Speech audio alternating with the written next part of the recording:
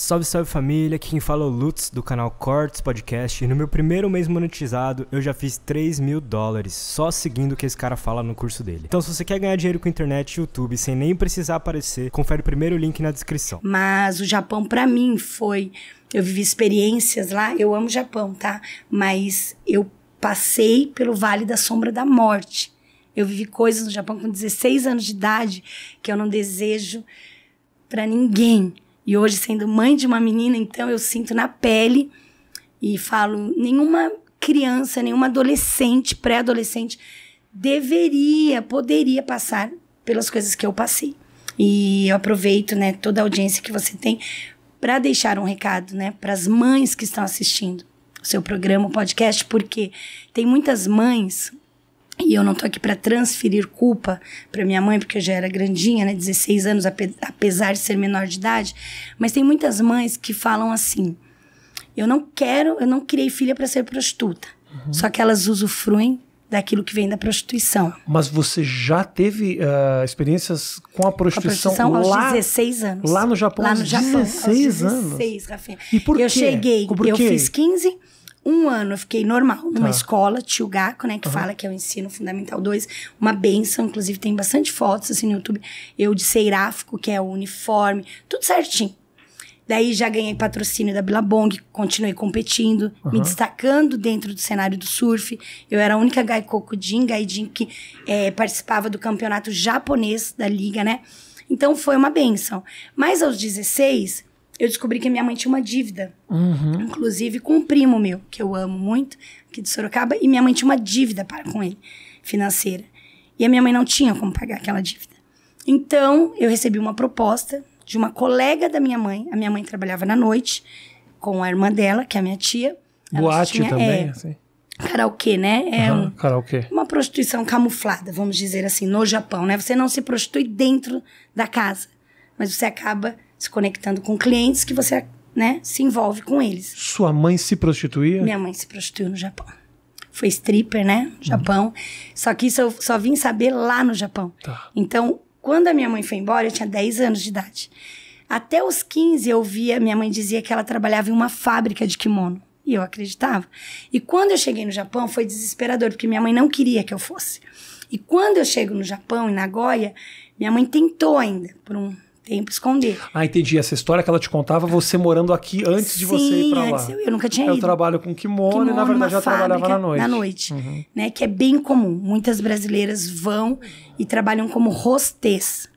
Hostess seria uma garçonete de luxo, né? Então, elas ganham realmente para limpar a mesa, para conversar com o cliente. Então, que fique bem claro, uma vez eu recebi uma crítica, você está falando que toda hostess se prostitui. Eu não conheci nenhuma que não tenha se prostituído, nenhuma.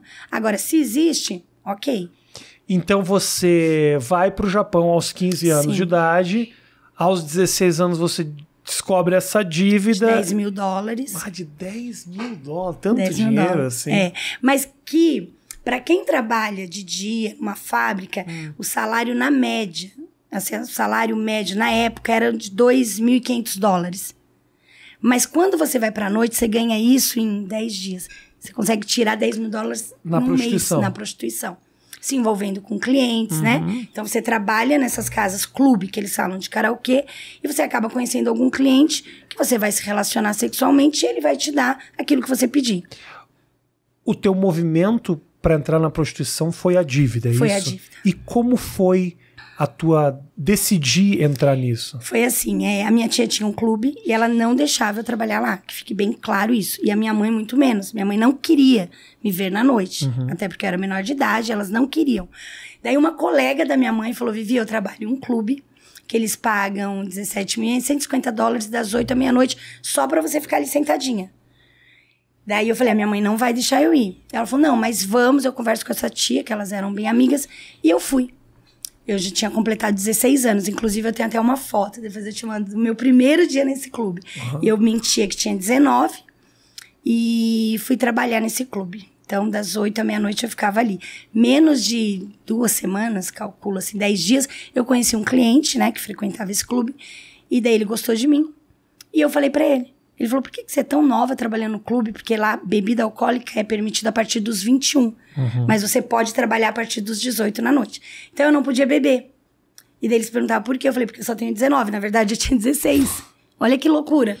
E daí ele falou, eu lembro o nome, a Sami Sayang. Ele falou, eu gostei de você. Vamos sair pra jantar? Qualquer dia vamos. E daí, eu sou chorona, viu? Não parece? Fica tranquila. E daí eu chorei. Eu fui jantar e eu comecei a chorar. Ele, por que você tá na noite? Você é uma moça bonita, tá? Eu falei, porque eu vim pro Japão e minha mãe tem uma dívida e eu queria acertar. Ele falou, quanto que é essa dívida? Eu falei, Hyakuman, né? É 1 milhão de ienes, que $10 mil em média. E daí ele falou, sai comigo, fica comigo.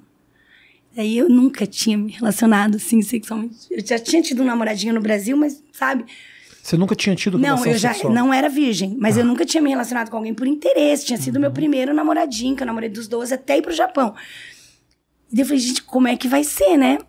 Então, ali eu me relacionei com ele, foi horrível. Mas ele, antes de ter relação com ele já deu o bolinho, assim, de $10 mil pra mim. E esse dinheiro, eu até falei numa entrevista no SBT, que esse dinheiro eu coloquei, sabe essas latas de bolacha? Eu coloquei dentro da lata de bolacha, debaixo da pia da casa da minha mãe, né? Onde eu estava morando, apartamento, que nem embaixo. E quando ela chegou, eu falei, mãe, vai ali, abre ali. E ela pegou a lata, o que é isso? Eu falei, a dívida. Quanto era, né? $10 mil. E daí ela pagou. Meu primo, inclusive, vai estar assistindo. Quando você fala que foi horrível, você lembra do... Lembro. Eu lembro e hoje eu consigo falar. Mas assim, eu lembro do cheiro dele. Agora, eu vou te falar uma coisa. Se em algum momento a gente estiver conversando aqui, alguma coisa te incomodar, você falar, não quero falar disso, a gente não fala. Tudo bem. Tá? Não tem problema. Não, mas eu lembro assim, eu lembro do cheiro, eu lembro sabe, detalhes assim. E que ele mesmo percebeu, né? Porque eu chorava. Depois que a gente teve relação, eu comecei a chorar, né? E ele falou pra mim, né? Ele falou, sai dessa vida. Ele falou, eu tenho 2 filhas, ele falou. E eu não gostaria que as minhas filhas vivessem o que você tá começando a viver. Mas depois, Rafinha, é o que eu falo, né? E que fique bem claro, assim, minha mãe não me pediu nada. Sim. E ele não sabia que eu era menor de idade, né? Não sabia. Não sabia. Verdade, eu me apresentava como Jill Kyusai, que são 19 anos. Então, assim... Durante a relação... Ele não desconfiou que você estivesse desconfortável? Sim. O tempo todo. O tempo todo, inclusive. E você também, você se sentiu... Sim, eu chorei. Durante a relação, eu chorei. Né? Mas assim, eu falo que hoje, Rafinha, graças a Deus, eu consigo falar sobre isso. E tem um versículo da Bíblia, que o apóstolo Paulo, né? Que era um cara bem louco, assim, que eu tenho ele como uma referência, né? Porque antes ele era um assassino, um cara muito louco, Saulo. E de repente ele se converte e ele começa a resgatar muitas vidas. E ele mesmo escreve para os Romanos, capítulo 8, 28, que todas as coisas... Ele não fala algumas coisas cooperam para o bem daqueles que amam a Deus. Não. Ele fala assim, todas as coisas cooperam para o bem. Então, assim, não é que eu precisava ter vivido isso para que hoje eu pudesse ministrar na vida de prostitutas, não. Mas já que eu vivi... Já que eu fui exposta a uma situação e eu vivi, e deixando bem claro aqui, para que não venham, né, falar, mãe... Não, as mães realmente têm que cuidar bem das suas filhas, dos seus filhos, tem que cuidar.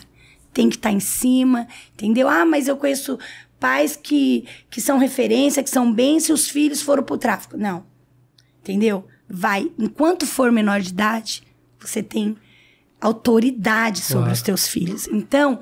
Porém, deixando bem claro, depois que eu paguei essa dívida da minha mãe, eu achei assim, meu Deus, como é que eu vou trabalhar em um McDonald's, em um restaurante? Eu já até poderia, pela minha idade, trabalhar no Mac para ganhar $1.500, $2 mil, sendo menor de idade, no máximo $2 mil por mês. Se eu posso tirar isso, me prostituindo. Então, você começa... Muito mais rápido, é muito difícil, né? você querer voltar. Por isso que é importante começar certo. Por isso que é importante, né? Você ensinar pro seu filho. Hoje eu tenho 2 filhos, um de 18 anos que trabalha 8 horas por dia para ganhar, no Brasil, R$50. Trabalhou no McDonald's no Japão. E tem um pai que tem uma mega empresa, mas eu falo, eu preciso ensinar pros meus filhos. Minha filha tem 14 anos e vai começar a trabalhar. No momento que você teve essa sua primeira experiência, você fala que é difícil voltar, é difícil cogitar a possibilidade de ganhar muito menos, trabalhando muito mais. Mas mesmo com essa experiência, dura, você resolveu entrar nessa? Eu resolvi permanecer nesse clube e eu pensava assim, já que eu ganho $150 por noite, eu não vou sair com mais cliente nenhum. Porque pra mim não dá isso. Falei, não dá. Foi uma experiência horrível, não dá. Só que daí apareceu um outro cliente que também começou, né? Falar, você tem casa no Brasil? Eu não tinha. Né? Meus pais não tinham. Meu pai estava no Brasil, não tinha casa própria. E aquele sonho da casa própria, né? Parece que é uma coisa muito de brasileiro, né? No Japão eles não têm, eles não crescem com essa pressão da casa própria, né?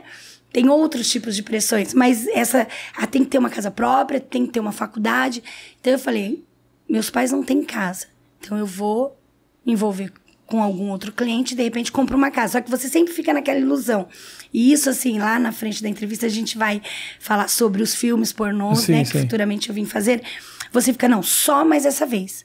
Eu vou sair com esse cliente, eu vou fingir um namoro com ele, porque daí você acaba se envolvendo.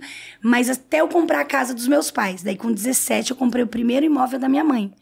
Minha mãe nunca, Rafinha, lá, no Japão. Peruíbe. Peruíbe aqui. Nós estávamos no Japão, inclusive a minha mãe, mas ela nunca tinha tido a experiência de ter uma casa própria. Né? Ela nunca tinha tido.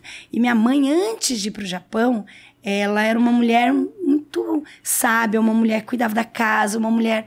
Eu tenho ótimas lembranças até os 10 anos. Apesar de ter vivido num lar bem conturbado, porque meu pai vinha da noite, minha mãe não era. Minha mãe era uma dona de casa. Então, eu vejo que, assim, quando ela chegou no Japão, as facilidades, e sabe, você ganhar dinheiro, né, na noite, muito fácil.